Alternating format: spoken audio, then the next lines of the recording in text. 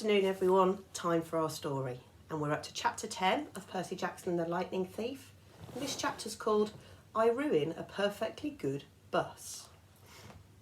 It didn't take me long to pack. I decided to leave the Minotaur horn in my cabin, which left me only an extra change of clothes and a toothbrush to stuff in a backpack Grover had found for me. The camp store loaned me $100 in mortal money and 20 golden drachmas. These coins were as big as Girl Scout cookies and had images of various Greek gods stamped on one side and the Empire State Building on the other. The ancient mortal drachmas had been silver, Chiron told us, but Olympians never used less than pure gold. Chiron said the coins might come in handy for non-mortal transactions, whatever that meant. He gave Annabeth and me each a flask of nectar and an airtight bag full of ambrosia squares to be used only in emergencies if we were seriously hurt. It was god food. Chiron reminded us.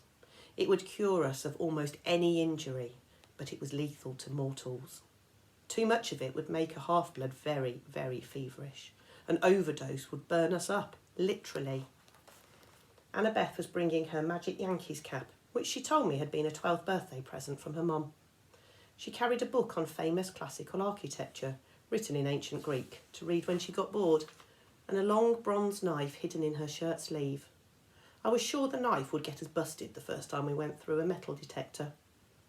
Grover wore his fake feet and his trousers to pass as human. He wore a green Rasta-style cap because when it rained his curly hair flattened and you could just see the tips of his horns. His bright orange backpack was full of scrap metal and apples to snack on. In his pocket was a set of reed pipes his daddy goat had carved for him, even though he only knew 2 songs. Mozart's Piano Concerto No. 12 and Hilary Duff's Slow Yesterday, both of which sounded pretty bad on reed pipes. We waved goodbye to the other campers, took one last look at the strawberry fields, the ocean and the big house, then hiked up Half-Blood Hill to the tall pine tree that used to be Talia, daughter of Zeus. Chiron was waiting for us in his wheelchair. Next to him stood the surfer dude I'd seen when I was recovering in the sick room. According to Grover, the guy was the camp's head of security. He supposedly had eyes all over his body, so he could never be surprised. Today, though, he was wearing a chauffeur's uniform, so I could only see extra peepers on his hands, face and neck. This is Argus, Chiron told me. He will drive you into the city and, keep an eye on things. I heard footsteps behind us. Luke came running up the hill carrying a pair of basketball shoes. Hey, he panted, glad I caught you. Annabeth blushed, the way she always did when Luke was around. Just wanted to say good luck, Luke told me, and I thought, maybe you could use these. He handed me the sneakers, which looked pretty normal. They even smelled kind of normal. Luke said, Maya. White bird's wings sprouted out of the heels, startling me so much I dropped them. The shoes flapped around on the ground until the wings folded up and disappeared. Awesome, Grover said. Luke smiled. Those served me well when I was on my quest. Gift from Dad. Of course, I don't use them much these days. His expression turned sad. I didn't know what to say. It was cool enough that Luke had come to say goodbye. I'd been afraid he might resent me for getting so much attention the last few days. But here he was, giving me a magic gift. It made me blush almost as much as Annabeth. Hey man, I said, thanks. Listen, Percy. Luke looked uncomfortable. A lot of hopes are riding on you, so just kill some monsters for me, okay? We shook hands. Luke patted Grover's head between his horns, then gave a goodbye hug to Annabeth, who looked like she might pass out. After Luke was gone, I told her, you're hyperventilating. Am not. You let him capture the flag instead of you, didn't you? Oh, why do I want to go anywhere with you, Percy? She stomped down the other side of the hill, where a white SUV waited on the shoulder of the road. Argus followed, jingling his car keys. I picked up the flying shoes and had a sudden bad feeling. I looked at Chiron.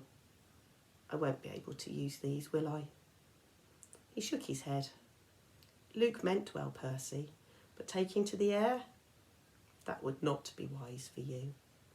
I nodded, disappointed, but then I got an idea. Hey, Grover, you want a magic item? His eyes lit up. Me? Pretty soon we'd laced the sneakers over his fake feet, and the world's first flying goat boy was ready for launch. "Maya!" he shouted. He got off the ground okay, but then fell over sideways, so his backpack dragged through the grass. The winged shoes kept bucking up and down like tiny broncos. "Practice," Chiron called after him. "You just need to practice." Ah! Grover went flying sideways down the hill like a possessed lawnmower, heading towards the van. Before I could follow, Chiron caught my arm. "I should have trained you better, Percy," he said. "If only I had more time. Hercules, Jason, they all got more training." "It's okay. I just wish..."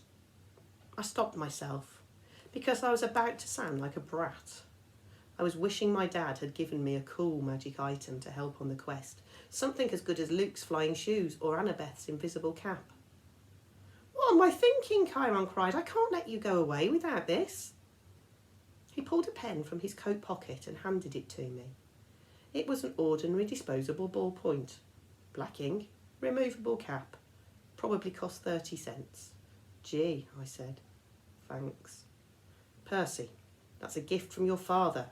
I've kept it for years, not knowing who you were. Not knowing you were who I was waiting for. But the prophecy is clear to me now. You were the one." I remembered the field trip to the Metropolitan Museum of Art when I'd vaporised Mrs. Dodds. Chiron had thrown me a pen that turned into a sword. Could this be? I took off the cap, and the pen grew longer and heavier in my hand. In half a second I held a shimmering bronze sword with a double-edged blade, a leather-wrapped grip, and a flat hilt riveted with gold studs. It was the first weapon that actually felt balanced in my hand. "The sword has a long and tragic history that we need not go into," Chiron told me. "Its name is Anaklusmos." "Riptide," I translated, surprised the ancient Greek came up so easily. "Use it only for emergencies," Chiron said, "and only against monsters. No hero should harm mortals unless absolutely necessary, of course, but this sword wouldn't harm them in any case." I looked at the wickedly sharp blade. "What do you mean it wouldn't harm mortals? How could it not?" "The sword is celestial bronze, forged by the Cyclops, tempered in the heart of Mount Etna, cooled in the river Lethe. It's deadly to monsters, to any creature from the underworld, provided they don't kill you first. But the blade will pass through mortals like an illusion. They simply are not important enough for the blade to kill. And I should warn you, as a demigod, you can be killed by either celestial or normal weapons. You are twice as vulnerable." "Good to know. Now recap the pen." I touched the pen cap to the sword tip and instantly Riptide shrank to a ballpoint pen again. I tucked it in my pocket, a little nervous, because I was famous for losing pens at school. "You can't," Chiron said. "Can't what?" "Lose the pen," he said. "It is enchanted. It will always reappear in your pocket. Try it." I was wary, but I threw the pen as far as I could down the hill and watched it disappear in the grass. "It may take a few moments," Chiron told me. "Now check your pocket." Sure enough, the pen was there. "Okay, that's extremely cool," I admitted. "But what if a mortal sees me pulling out a sword?" Chiron smiled. "Mist is a powerful thing, Percy." "Mist?" "Yes. Read the Iliad. It's full of references to the stuff. Whenever divine or monstrous elements mix with the mortal world, they generate mist, which obscures the vision of humans. You will see things just as they are, being a half-blood, but humans will interpret things quite differently. Remarkable, really, the lengths to which humans will go to fit things into their version of reality." I put Riptide back in my pocket. For the first time, the quest felt real. I was actually leaving Half-Blood Hill. I was heading west with no adult supervision, no backup plan, not even a cell phone. Chiron said cell phones were traceable by monsters. If we used one, it would be worse than sending up a flare. I had no weapon stronger than a sword to fight off monsters and reach the land of the dead. "Chiron," I said, "when you say the gods are immortal, I mean, there was a time before them, right?" 4 ages before them, actually. The time of the Titans was the 4th age, sometimes called the Golden Age, which is definitely a misnomer. This The time of Western civilization and the rule of Zeus is the Fifth Age. So what was it like before the gods? Chiron pursed his lips. Even I am not old enough to remember that, child, but I know it was a time of darkness and savagery for mortals. Kronos, the lord of the Titans, called his reign the Golden Age because men lived innocent and free of all knowledge. But that was mere propaganda. The Titan King cared nothing for your kind except as appetisers or a source of cheap entertainment. It was only in the early reign of Lord Zeus, when Prometheus, the good Titan, brought fire to mankind, that your species began to progress. And even then, Prometheus was branded a radical thinker. Zeus punished him severely, as you may recall.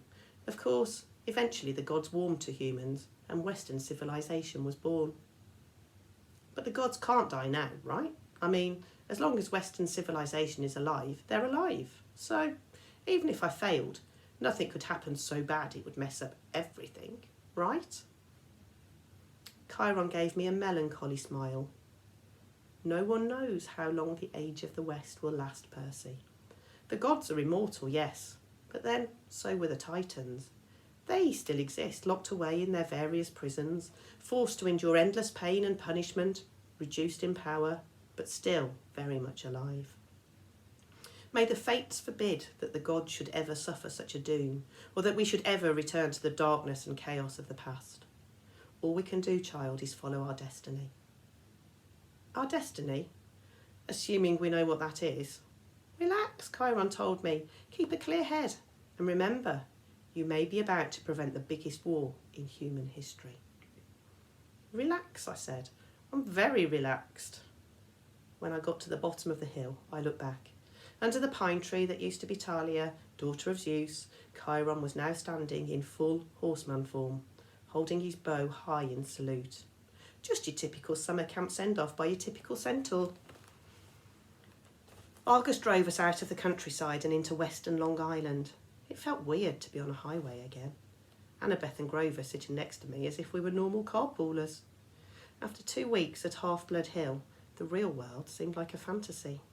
I found myself staring at every McDonald's, every kid in the back of his parents' car, every billboard and shopping mall. So far, so good, I told Annabeth. 10 miles and not a single monster. She gave me an irritated look. It's bad luck to talk that way, seaweed brain. Remind me again, why do you hate me so much? I don't hate you. Could have fooled me. She folded her cap of invisibility. Look, we're just not supposed to get along, okay? Our parents are rivals. Why? She sighed. How many reasons do you want? One time my mom caught Poseidon with his girlfriend in Athena's temple, which is hugely disrespectful. Another time, Athena and Poseidon competed to be the patron god for the city of Athens. Your dad created some stupid saltwater spring for his gift. My mom created the olive tree. The people saw that her gift was better, so they named the city after her. They must really like olives. Oh, forget it. Now, if she'd invented pizza, that I could understand. I said, forget it. In the front seat, Argus smiled. He didn't say anything, but one blue eye on the back of his neck winked at me. Traffic slowed us down in Queens. By the time we got into Manhattan, it was sunset and starting to rain. Argus dropped us at the Greyhound station on the Upper East Side, not far from my mum and Gabe's apartment. Taped to a mailbox was a soggy flyer with my picture on it. Have you seen this boy? I ripped it down before Annabeth and Grover could notice. Argus unloaded our bags, made sure we got our bus tickets, then drove away, the eye on the back of his hand opening to watch us as he pulled out of the parking lot. I thought about how close I was to my old apartment. On a normal day, my mum would be home from the candy store by now. Smelly Gabe was probably up there right now playing poker, not even missing her. Grover shouldered his backpack. He gazed down the street in the direction I was looking. You want to know why she married him, Percy? I stared at him. Were you reading my mind or something? Just your emotions, he shrugged. Guess I forgot to tell you satyrs can do that. You were thinking about your mom and your stepdad, right? I nodded, wondering what else Grover might have forgotten to tell me.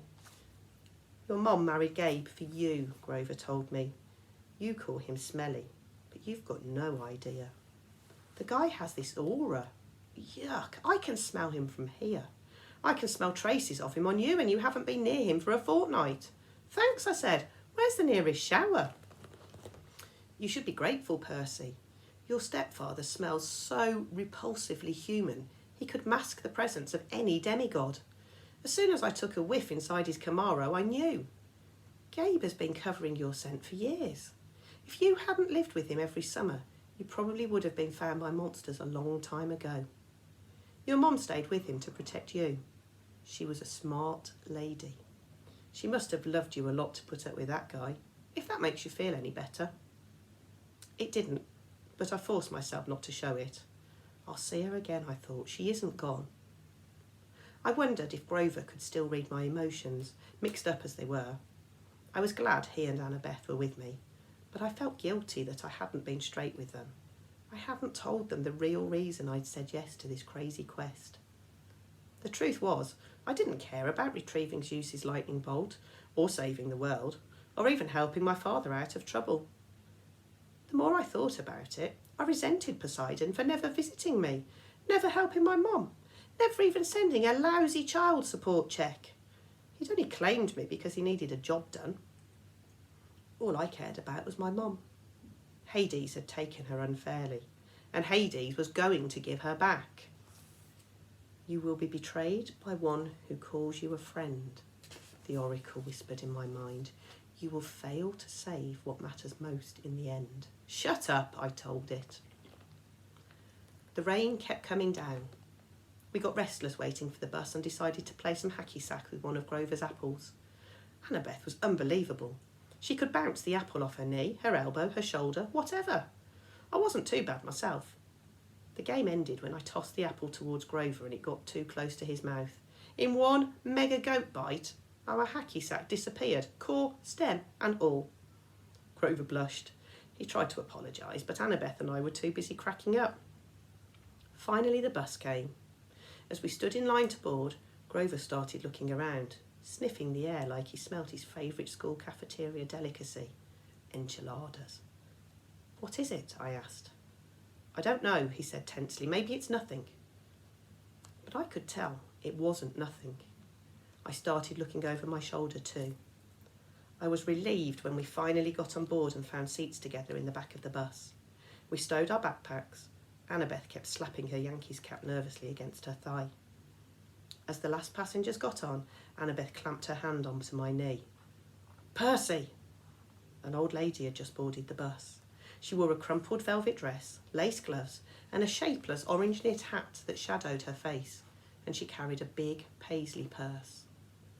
When she tilted her head up, her black eyes glittered, and my heart skipped a beat. It was Mrs. Dodds, older, more withered, but definitely the same evil face. I scrunched down in my seat.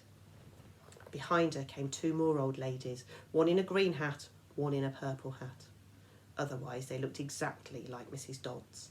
Same gnarled hands, paisley handbags, wrinkled velvet dresses, triplet demon grandmothers. They sat in the front row right behind the driver. The two on the aisle crossed their legs over the walkway, making an X. It was casual enough, but it sent a clear message. Nobody leaves. The bus pulled out of the station and we headed through the slick streets of Manhattan. She didn't stay long, I said, trying to keep my voice from quivering. I thought you said they could be dispelled for a lifetime. I said, if you're lucky, Annabeth said. You're obviously not. All three of them, Grover whimpered. De immortalis. It's okay, Annabeth said, obviously thinking hard. The Furies, the three worst monsters from the underworld. No problem, we'll just slip out the windows. They don't open, Grover moaned. A back exit, she suggested. There wasn't one. Even if there had been, it wouldn't have helped. By that time, we were on 9th Avenue heading for the Lincoln Tunnel. They won't attack us with witnesses around, I said. Will they? Mortals don't have good eyes, Annabeth reminded me. Their brains can only process what they see through the mist. They'll see three old ladies killing us, won't they? She thought about it. Hard to say, but we can't count on mortals for help. Maybe an emergency exit in the roof. We hit the Lincoln Tunnel and the bus went dark except for the running lights down the aisle. It was eerily quiet without the sound of the rain. Mrs. Dodds got up. In a flat voice, as if she'd rehearsed it, she announced to the whole bus, "I need to use the restroom." "So do I," said the second sister. "So do I," said the third sister. They all started coming down the aisle. "I've got it," Annabeth said. "Percy, take my hat." "What? You're the one they want. Turn invisible and go up the aisle. Let them pass you. Maybe you can get to the front and get away." "But you guys!" "There's an outside chance they might not notice us," Annabeth said. "You're a son of one of the big three. Your smell might be overpowering." "I can't just leave you." "Don't worry about us," Grover said. "Go!" My hands trembled. I felt like a coward, but I took the Yankees cap and put it on. When I looked down, my body wasn't there anymore. I started creeping up the aisle. I managed to get up 10 rows, then duck into an empty seat just as the Furies walked past. Mrs. Dodd stopped, sniffing, and looked straight at me. My heart was pounding. Apparently she didn't see anything. She and her sisters kept going. I was free. I made it to the front of the bus. We were almost through the Lincoln Tunnel now. I was about to press the emergency stop button when I heard hideous wailing from the back row. The old ladies were not old ladies anymore. Their faces were still the same. I guess those couldn't get any uglier. But their bodies had shriveled into leathery brown hag bodies with bats' wings and hands and feet like gargoyle claws. Their handbags had turned into fiery whips. The Furies surrounded Grover and Annabeth, lashing their whips, hissing, "Where is it? Where?" The other people on the bus were screaming, cowering in their seats. They saw something all right. "He's not here," Annabeth yelled. "He's gone." The Furies raised their whips. Annabeth drew her bronze knife. Grover grabbed a tin can from his snack bag and prepared to throw it. What I did next was so impulsive and dangerous, I should have been named ADHD Poster of the Year. The bus driver was distracted, trying to see what was going on in his rearview mirror. Still invisible, I grabbed the wheel from him and jerked it to the left. Everybody howled as they were thrown to the right, and I heard what I hoped was the sound of 3 Furies smashing against the windows. "Hey!" the driver yelled. "Hey! Whoa!" He wrestled for the wheel. The bus slammed against the side of the tunnel, grinding metal, throwing sparks a mile behind us. We careened out of the Lincoln Tunnel and back into the rainstorm. People and monsters tossed around the bus. Cars ploughed aside like bowling pins. Somehow the driver found an exit. We shot off the highway through 6 traffic lights and ended up barrelling down one of those New Jersey rural roads where you can't believe there's so much nothing right across the river from New York. There were woods to our left, the Hudson River to our right, and the driver seemed to be veering towards the river. Another great idea. I hit the emergency brake. The bus wailed, spun a full circle on the wet tar and crashed into the trees. The emergency lights came on. The door flew open. The bus driver was the first one out, the passengers yelling as they stampeded after him. I stepped into the driver's seat and let them pass. The Furies regained their balance. They lashed their whips at Annabeth while she waved her knife and yelled in ancient Greek, telling them to back off. Grover threw tin cans. I looked at the open doorway. I was free to go, but I couldn't leave my friends. I took off the invisible cap. "Hey!" The Furies turned, baring their yellow fangs at me, and the exit suddenly sounded like an excellent idea. Mrs. Dodd stalked up the aisle, just as she used to in class, about to deliver my F maths test. Every time she flicked her whip, red flames danced along the barbed leather. Her 2 ugly sisters hopped on top of the seats on either side of her and crawled towards me like huge, nasty lizards. "Percy Jackson," Mrs. Dodd said, in an accent that was definitely from somewhere further south than Georgia. "You have offended the gods. You shall die." "I liked you better as a maths teacher," I told her. She growled. Annabeth and Grover moved up behind the Furies cautiously, looking for an opening. I took the ballpoint pen out of my pocket and uncapped it. Riptide elongated into a shimmering double-edged sword. The Furies hesitated. Mrs. Dodds had felt Riptide's blade before. She obviously didn't like seeing it again. "Submit now," she hissed, "and you will not suffer eternal torment." "Nice try," I told her. "Percy, look out!" Annabeth cried. Mrs. Dodds lashed her whip around my sword hand, while the Furies on either side lunged at me. My hand felt like it was wrapped in molten lead, but I managed not to drop Riptide. I struck the Fury on the left with its hilt, sending her toppling backwards into a seat. I turned and sliced the Fury on the right. As soon as the blade connected with her neck, she screamed and exploded into dust. Annabeth got Mrs. Dodds in a wrestler's hold and yanked her backwards while Grover ripped the whip out of her hands. "Ow!" he yelled. "Ow! Hot! Hot!" The Fury I'd hilt slammed came at me again, talons ready. But I swung Riptide and she broke open like a piñata. Mrs. Dodds was trying to get Annabeth off her back. She kicked, clawed, hissed and bit. But Annabeth held on, while Grover got Mrs. Dodds's legs tied up in her own whip. Finally, they both shoved her backwards into the aisle. Mrs. Dodds tried to get up, but she didn't have room to flap her bat wings, so she kept falling down.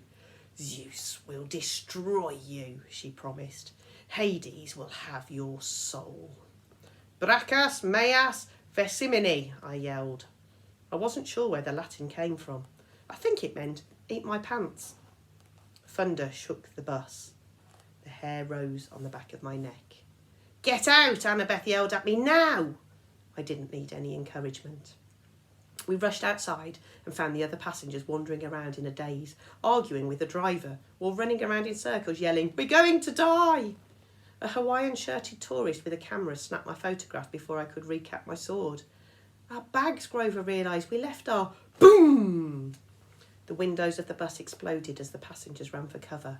Lightning shredded a huge crater in the roof, but an angry wail from inside told me Mrs. Dodds was not yet dead.